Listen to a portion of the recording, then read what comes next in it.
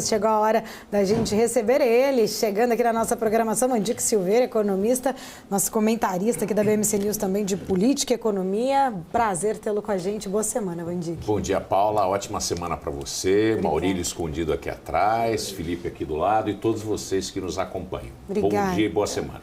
Que semana, já começando, né, bem turbulenta por sinal, Mandique, inclusive aí mercados com uma aversão ao risco muito forte, um certo pânico, né, vamos dizer, secret break, inclusive nas bolsas ali asiáticas. Quais fundamentos que você enxerga para essa movimentação, se existem esses fundamentos de fato econômicos ali que o mercado está enxergando, ou se isso está muito mais motivado aí por fatores psicológicos dos investidores? Efeito manada, Paula. Efeito manada, não existe nada do ponto de vista estrutural que possa garantir que essa situação possa perdurar por muito tempo. Mas os mercados são facilmente espantáveis, né? Se espantam muito fácil, e inclusive quando as coisas acontecem conforme o mercado pediu. O mercado pediu para que houvesse aumento de taxa de juros nos Estados Unidos e no mundo, para combater a inflação. Isso foi feito. Quando a política monetária nos Estados Unidos faz seu efeito, ainda que de maneira tardia, o mercado se assusta.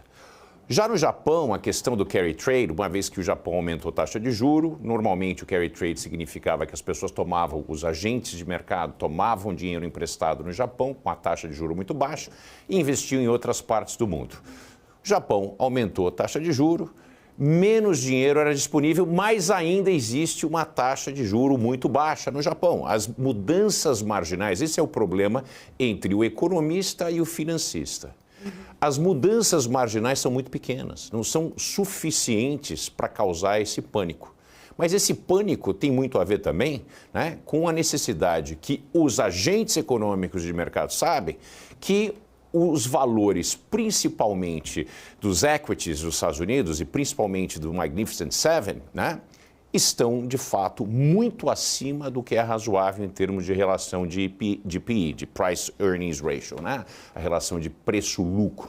E a gente sabe que isso, cedo ou tarde, tem que ser corrigido. A economia acontece de forma cíclica. Não existe como evitar ciclos econômicos e não é bom evitar ciclos econômicos. É importante que existam períodos de expansão, como a gente teve, e que a gente tenha períodos de contração econômica. Eu não vou afirmar, porque é impossível afirmar, que não haverá uma recessão dos Estados Unidos, mas nada indica que haverá uma recessão dos Estados Unidos agora. O que indica, no entanto, é que existe um arrefecimento da economia americana conforme todos nós esperávamos, porque a taxa de juros está em pontos historicamente super elevados. Se isso não acontecesse, a gente poderia desligar a gravidade por 15 minutos para ver o que aconteceria. E esse não é o caso. Mandique, inclusive, tem algumas percepções já crescentes no mercado de que o Federal Reserve poderia fazer uma reunião de emergência e até mesmo promover um corte de juros por conta de toda essa movimentação, por conta de toda essa questão que a gente está colocando aqui desde cedinho. Que o Fed, na semana passada, preferiu manter a política monetária, ficou atrás da curva e a realidade está batendo na porta. Isso é possível ou, melhor, é provável que aconteça nesse ambiente ou é muito alarde? É tão provável quanto Maduro reconhecer que perdeu. Desculpa.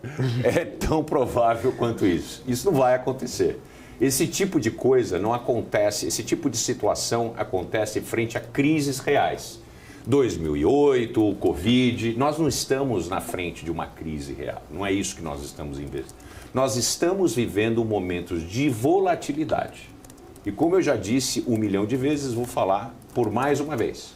Nós entramos num ciclo, que normalmente são ciclos de 40 anos, onde existe uma desinflação do balanço do Federal Reserve, mas também a desinflação dos balanços de bancos centrais do mundo inteiro. Isso provoca maior inflação e taxas médias de juros mais elevadas do que a média dos últimos 20, 30, 40 anos. Aconteceu isso depois da Grande Guerra, Segunda Grande Guerra. Os Estados Unidos se endividou até a tampa para fazer o esforço da guerra e depois ficou, desde os anos 40 até os anos 80, desinflando. A mesma coisa nós estamos vivendo hoje. É um ciclo de anos 80 até o presente. A gente não pode fugir dessa lógica, é assim que a economia funciona, né? Então eu não acredito que haverá nada de extraordinário nas próximas semanas. Obviamente a economia ela apresenta muitos casos que são, vamos dizer assim, oblíquos, aparece do nada, né? Como a gente podia imaginar que haveria algum tipo de ação, um efeito estocástico como a pandemia, mas pelo que temos, pelos dados e pela leitura desses dados, nada de fora de ordinário.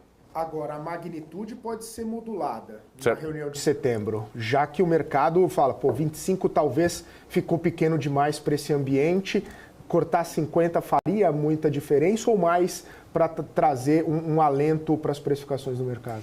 Felipe, o mercado tem como uma espécie de consenso que serão 5 cortes de 0,25 para um total de 1,25. O que é de tamanho razoável, né? Eu consigo ver esse horizonte nas sucessivas reuniões do Fed daqui para frente. Falar em meio ponto, eu acho que é muito antecipado, né? Os dados não indicam que isso seria necessário.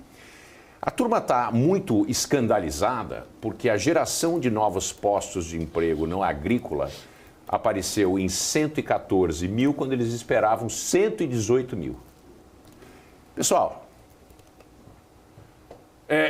assim, nós queremos encontrar problemas. Os problemas ainda não estão aparentes. Nós estamos fazendo, como eu sempre faço essa alusão, né, ao zoroasterismo, né? A gente pega as entranhas e fala, o que pode dar errado? Todo mundo precisa tomar um anti-ansiolítico, é o tipo de coisa. A gente está buscando um problema porque a gente olha para trás e diz, nós tivemos tão bom até agora, né?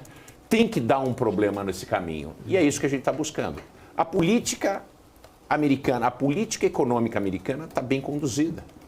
Eu sou muito crítico do Fed e do Jerome Powell, acho que ele é fraco, acho que ele errou brutalmente em acreditar que a inflação era temporária, assim como a Janet Yellen, são pessoas que estudaram economia, mas não aprenderam.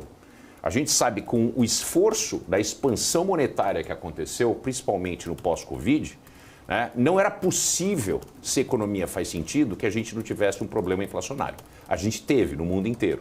Portanto, a maneira de combater é através de fazer cortes paulatinos da taxa de juros no processo que vai trazer a economia em equilíbrio. É isso que está acontecendo. Não existe excessos até agora. Os excessos ocorreram na espera para aumentar a taxa de juros, mas não está havendo um excesso em baixar essa taxa de juros de uma maneira muito arriscada e agressiva. O momento é de cautela, a gente precisa analisar dado e não tomar decisões baseadas nos whims, né, nos desejos do mercado. E eu falo isso tanto para um lado, para subir, como para descer taxa de juros.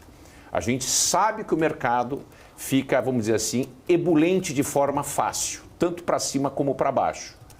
Não podemos entrar na ciclotimia ou a bipolaridade do mercado.